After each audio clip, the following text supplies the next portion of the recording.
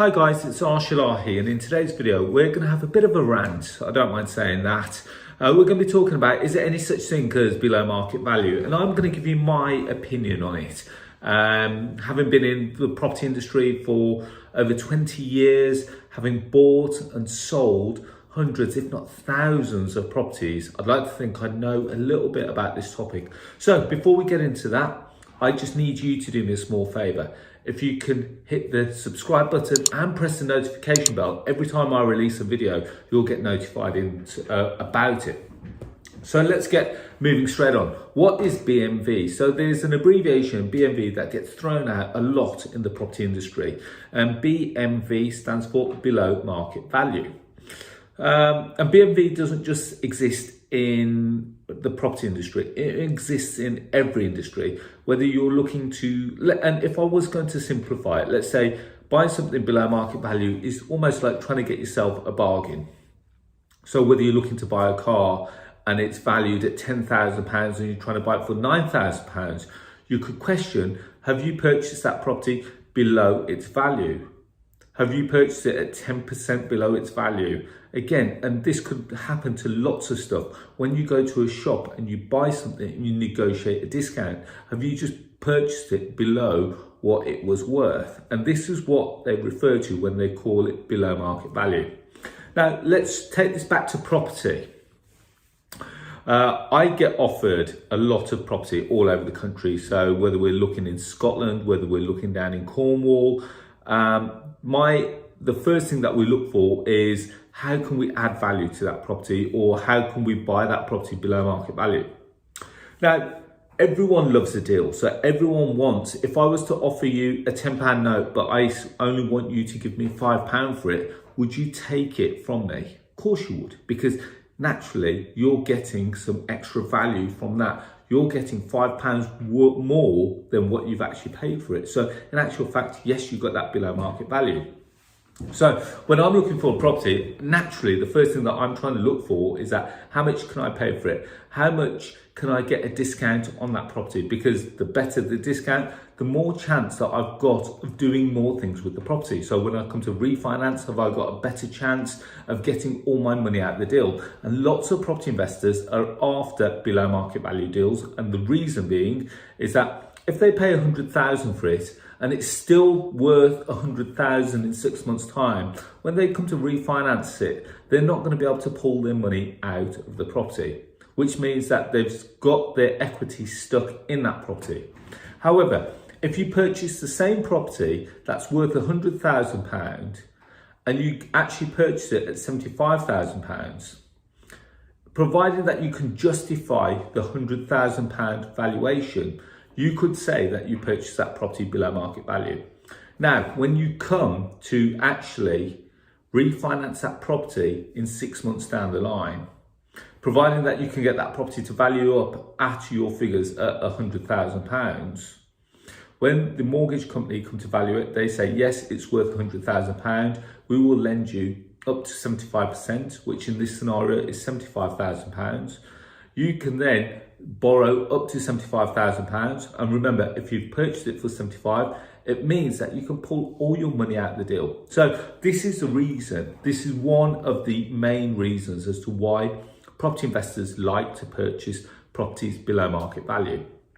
They get to what is considered recycle their deposit. When we're talking about recycling, the money that they put in initially, they get to get that back out when they do a refinance, and they get to go again and again and again. And this is how people purchase and start to create significant wealth in property. They recycle their deposits and they keep going, and they buy below market value again, they refinance again. They've now got two properties which don't owe them anything because they've managed to get all the money back out, and it's cash flowing, which means that it's paying the mortgage and all the outgoings. Now they've started to create residual income. So there's a couple of some words and terminology that I'm using that you may need to get yourself familiar with. So residual income, below market value, refinance. These may be simple terms, but if you use them in the correct context, this should be the basis of your property journey. So question that I always get asked And believe it or not, I got an email from a partner of quite a large estate agency company. And when we send out our mail out, he responded with one-liner, "There's no such thing as BMV." And this was my basis of today's video. So does BMV really exist? Now, they could argue that you're paying what you consider to, you're paying as much as you want to pay for the property, and that is then what the property is worth. So if the property is on the market for 100,000 and you offer, let's just say 75,000, they now consider that to be the market value. And the reason why they consider that to be the market value is because that's what you considered the property to be worth. I don't agree with that, because remember, there's lots of stats about what properties have been purchased for and what they've been sold for over a period of time. And one thing that I do to determine what my whether the property is below market value is I look at the statistics as to what's happening in that street. Now, if we've got a street, and let's just call them mid-terrace houses, and one house over here has sold, and I look for stats within the last 18 months. So I don't look at stats from 2006, 2007. I know lots of people do that because they try and look at the inflated prices, which technically is incorrect. So I look at what's happened in that street over the last, let's say 12 to 24 months. Now, if the next door property was on the market for 100,000 and it sold for 90,000, and then you've got another one that was valued at 100,000, sold for 100, another 100, sold for 90. I kind of look for the median as to what what I would consider the real valuation of that street is. Now, the reason why I say this is that I consider there to be almost different types of valuations. You've got the marketing valuation. The marketing valuation is the one where the estate agent comes along and says, "Well, Mr. Ellahi, I think your house is worth around £100,000. If we put it on at around 105,000, we'll aim to try and achieve the 100,000. Lots of estate agents do that. There's nothing wrong with that. They're trying to get you to achieve the best possible price. They always know that people are going to come in and negotiate. So if they start slightly higher, they get you to where they want you to be. And that happens with auction companies. They always start the bidding low to get you up to as high as possible. So, different spectrums of the property industry, but they use the same tactic. Whether they start low or whether they start high, it remains the same. So we've got the marketing value. We've then got the sale. We've then got what I would consider the sale or the sold value. So the next thing that I do is I look at land registry. I look at the house prices tab on Rightmove, and I try and get a median. So if we've got on that street, we've got 5 sales and one's only sold for 100,000, but we've got 4 or 3 that have sold for within the region of 90 to 95,000, I would then consider that to be the market value. And then I base my figures based off that. So if I'm going to offer, let's just say I'm going to offer 25% below the market value, which I now is considering around 95,000 as opposed to the 100,000, that's what I base my figures off. If I base my figures off the 100,000, in actual fact, I'm not offering 25%, I'm only actually offering circa 20% below market value, because I think the 100,000 is a hyped value.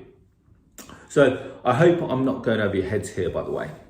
So I work my figures off 95,000. Now, if I then offer 75% of the 95,000, I know that I'm purchasing the property well below what the property is worth, which means that I'm buying the property below market value. Now, going back to my rant, lots of people say that there's no such thing as below market value. And to a certain degree, I actually agree, because the property is only worth what you're prepared to pay for it. I completely get that. However, sometimes you've got to take into consideration that you have added value into the deal. Now, I'm going to give you an example. Now, piece of land that's got nothing on it. When the developer looks at that piece of land, are they buying that property below market value? Chances are probably not. So what they're having to do is add value. So they go through the planning process. They then go off and build what they need on that site. So let's just imagine, again, keep the numbers nice and round and simple. So if they purchase the land for £100,000, They then spend another £100,000 building what they intend to build. So whether it be apartments, whether it be houses, whether it be commercial buildings, whatever it may be. So now they've purchased it for 100, they've spent another 100 on it, which means that it owes them 200. However, the property is now worth 300 because obviously they've catered for and they've factored in their profit margin as well, which anywhere could be between 20 to 30% on a developer's profit margin. So if this myth of below market value does not exist, how do developers ever make a profit? Because did they buy that piece of land below market value? Possibly not, but then they added value and then they've created that value in that land. So you could argue two ways, that they've actually had to create the value, or they've now got a property which has got equity in, and then they've got the option of then refinancing that piece of land or those houses that they've just built, and they've got their equity back out, which means that they still have assets which are below the market value. So again, depending on how you look at it, I personally believe it definitely does exist. I purchase properties all over the country. I negotiate properties all over the country which are below market value. And I've got the statistics to back this up. And more importantly, I've got the valuations to show this. Give you examples on a smaller scale. I purchase properties at £80,000. I get them valued up at circa £130,000. Now, if I'm having it valued at 130, but I know I've purchased it for 80, you can clearly say that I purchased it below market value. I've got other properties where I purchased for 550,000 and now worth within the region of 1.2 to 1.5 million. So again, massive increases. There's a massive difference in the price that I purchased to the price that it's actually valued at. Now, people can actually, I'm just going to leave you with this one. They can actually add value by actually paying market value. So if you turn a single let into a multi-let, if you buy a piece of land and you get planning permission, if you get a commercial building and you get a long, let's say a blue chip company in there paying a very strong rent over a long term, these are all ways that you can add value. You know, if you get a HMO in an Article 4 area, again, these are all terminologies that if you're not familiar with, that you may want to look up or research. So you've got HMO, you've got Article 4, you've got planning, you've got commercial buildings. Feel free to have a quick read up on these because these will play part in your property journey. So just to conclude, property below market value does exist. Adding value into a deal does exist. Are they both correct? Yes, they are. Who do you believe? Believe in yourself. That's what I always say. Always back yourself. Because if you don't back yourself, no one is. So guys, on that note, I hope that you've taken some value out of that. Hopefully it's not become too much of a rant. If it has, hey, it is what it is. As always, if you want more free content where it's more of a conversational based style, I release a podcast every Tuesday at 6 a.m. It's called The Property Rebel. You can find me on all podcast stores, so whether it be Apple Podcasts, Google Podcasts, Spotify, Stitcher, just to name a few. As well as that, if you want to connect with me on social media, you can do so by searching for me under the handles of Arsh Ellahi. You can find me on Facebook, LinkedIn, Instagram and Twitter, as well as Clubhouse, even though I'm not on it that much. Finally, if you haven't already done so and you are after below market value deals, have you searched the Property Investor app? If you don't know what the Property Investor app is, I actually did a video about this last week. So feel free to have a look through my videos. And again, please press subscribe and like to the channel. So the Property Investor app is the UK's first property investment platform, which showcases all kinds of deals all over the UK. So whether you're looking for that below market value deal or that commercial deal or that residential or that rent to rent deal, we've got them all there. You can go to our website, which is propertyinvestorapp.co.uk, or you can go to the App Store, type in Property Investor, and you'll see the app there. You can download it and register. It takes approximately 2 minutes. So there we have it, guys. Bit of a rant, don't mind, a bit of fun.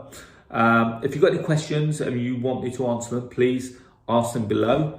As always, I wish you to all be all safe, well and happy, and I look forward to speaking to you all very soon. Thank you and bye-bye.